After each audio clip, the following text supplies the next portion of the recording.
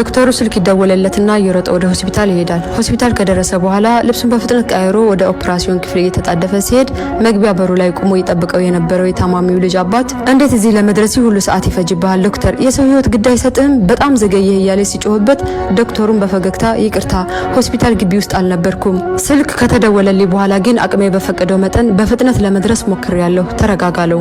ተረጋጋ ትለኛለህ? ታሞ ሊሞት እያጣጣረ ያለው እኮ የኔ ልጅ ነው፣ እንዴት ተረጋጋ ትለኛለህ? ያንተ ልጅ ቢሆን እንደዚህ ትላለህ? አንተ በመዘግየትህ ልጅ ሊሞትብኝ ነው ትንሽ አታስብም ብሎ ሲጮህበት ዶክተሩም አሁንም ፈገግ እያለ ዶክተር የሰው ልጅ ህይወት ሊያረዝምም ሊያሳጥርም አይችልም፣ የሁላችንም ነፍስ በፈጣሪ እጅ ናት፣ ሞት ለማንም አይቀርም፣ አሁን ተረጋጋ፣ እኔ ስራዬ ልስራበት ብሎ ወደ ሰርጀሪ ክፍል ገብቶ ለተወሰኑ ሰዓታት ህፃኑን ቀዶ ጥገና ካከናወነ በኋላ ወደ ውጭ ወጥቶ በፈገግታ የልጁን አባት እንኳን ደስ አለህ፣ ልጅ ሰርጀሪ ከተደረገለት በኋላ በጥሩ ጤንነት ላይ ይገኛል፣ ከዚህ በኋላ የሚያስፈልግህ ነገር ካለ ነርሷ ትረዳሃለች ብሎት እየሮጠ ከሆስፒታሉ ወጣ።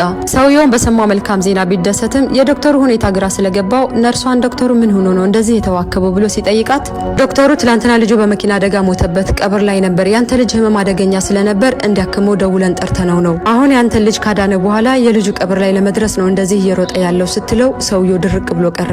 የራሳቸውን ህመም የራሳቸውን ሀዘን ደብቀው ለሰዎች ደስታ ለመፍጠር እንደዚህ ለሚሯሯጡ ሰዎች አላህ ሀጃቸውን ለነሱ ያቅልላቸው። ግን የሰው ልጅ በምን አይነት ሁኔታ ውስጥ እንዳለ ሳናውቅ ለመፍረድ አንቸኩል። ወሰላሙ አለይኩም ወራህመቱላህ።